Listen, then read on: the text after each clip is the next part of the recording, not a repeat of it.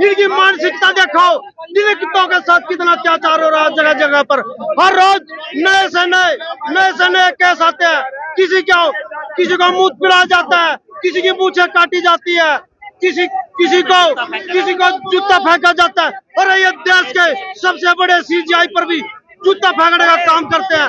ये किसी को नहीं बख्श रहे।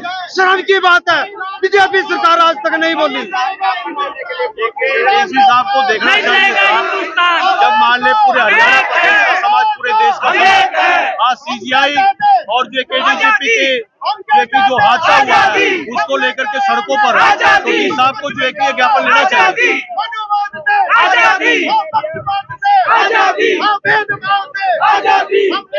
आज ये प्रदर्शन भाई पूर्ण कुमार को न्याय दिलाने के लिए इतना समाज जो करनाल का इकट्ठा हुआ है।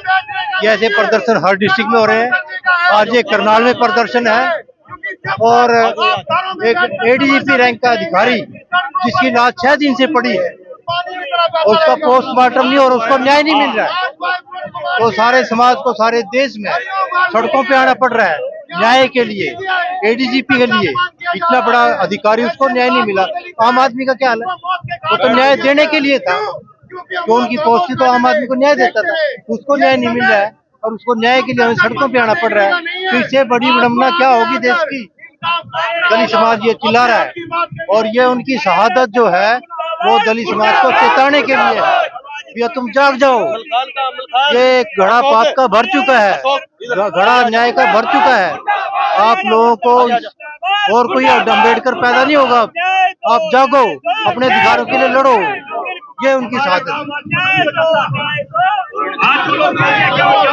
आज आप देख रहे हैं कि यहाँ पर इतना समाज इकट्ठा हुआ है क्योंकि हमारे साथ सदियों से न्याय होता है। मनोवादी लोग न्याय करते हैं। हमारे कर्मचारियों को, अधिकारियों को देखकर राजी नहीं है। इसको देखते हुए हमने निर्णय लिया है कि हम सरकार को बताना चाहते हैं कि हम पूरे कानून को मानने वाले हैं। यदि सरकार नहीं चाहती तो हम कानून को मानने के अंतर्गत में फिर भी हम आंदोलन करेंगे और जितना होगा अपना समाज को इकट्ठा करेंगे और पूर्ण सिंह को न्याय दिलाकर रहेंगे।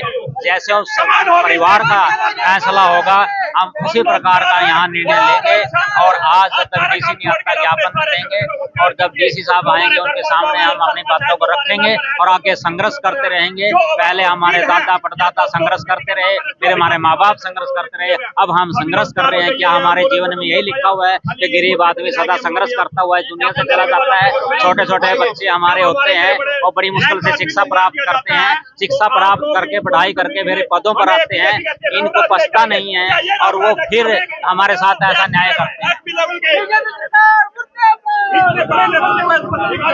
6 दिन सड़कों में बैठना पड़ रहा है। अरे घटना होती है, घटना को कोई रोक नहीं सकता और हम उन दोषों के खिलाफ है जो 16 लोगों के नाम हमारे डीजी साहब लिख के गए हैं। तो साथियों, आप लोगों ने तत्पर ज्यादा रहा और एक दूसरे को फोन करो, जैसे मर्जी कॉन्टैक्ट करो। आज हमें छोड़ना नहीं है, 24 घंटे जैसे होगा और चंडीगढ़ से जो भी आवाज आएगी हमें उसको फॉलो करना है, उसके लिए अपने काम करना है। और साथियों, सड़कों पर आने के लिए तैयार हो जाए। और अभी मैंने सुना कि डीसी साहब हमारा ज्ञापन लेने के लिए नहीं आ सकते। ऐसा क्या हो गया भाई? क्या पैरों में पहलियां बनी हुई है? डीसी साहब ज्ञापन लेने आएंगे तो हम देंगे, नहीं कोई देगा। और हमारे से अलग हो गया तो हमारे नहीं होगा भाई।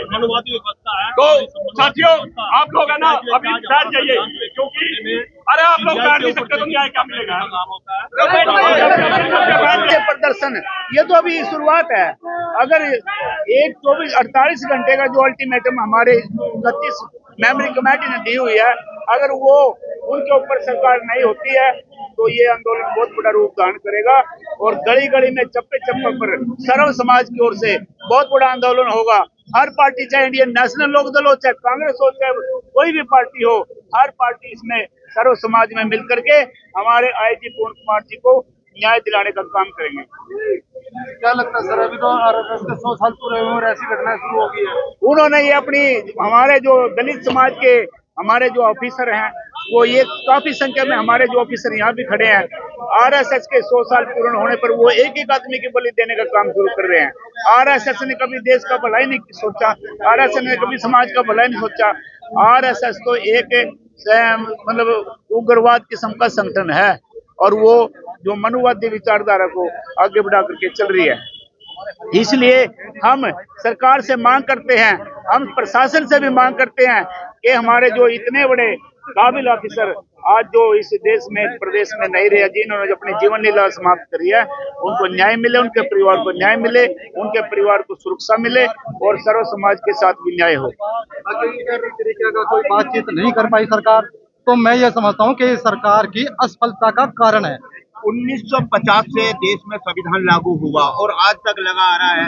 ऐसे में संविधान के बावजूद भी जो है न्यायालय का सुप्रीम कोर्ट कमेटी है उनके ऊपर भी जूता फेंका गया। क्या लगता है आपको, क्या कहना चाहेंगे? मैं ये कहना चाहता हूँ कि चीफ जस्टिस जो कि हमारे राष्ट्रपति के माध्यम की पावर रखते हैं और पूरे देश को न्याय देने का काम करते हैं, चीफ जस्टिस है, अगर उन्हीं के ऊपर जूता उठाकर फेंकने का अगर काम करते हैं तो वो संविधान की एक मर्यादा के खिलाफ है। मैं ये समझता हूँ कि जब सीजीआई के ऊपर जूता उठाने का काम है तो समझ लो कि ये संविधान के ऊपर जूता उठाने का काम है। ये इस तरीके की जो मनवादी सोच के जो व्यक्ति है ना, ये देश के अंदर एक अलग किस्म की भावना पैदा करना चाहते हैं लोगों के अंदर, मतलब लोगों में जातिवाद का मतलब जहर घोलना चाहते हैं ये, कि ताकि जातिवाद का जहर घुले और इस तरीके की मनोवाद और मनुस्मृति देश के अंदर लागू हो। लेना चाहता हूँ कि देश के लोग और इस देश और प्रदेश के लोग बड़े अच्छे सूझवान हैं कि आज भी अरुण कुमार जी की डेथ आज 7 दिन होने के बावजूद भी मैं ये कहना चाहता हूँ कि सरकार के अंदर मनवादी सोच के जो अधिकारी जो लोग बैठे हैं उनको छोड़ने के बाद, लेकिन आज देश के अंदर दूसरी जाति के लोग भी आज उनके जो सुसाइड जो केस है उस पर बड़े आहत हैं। 85%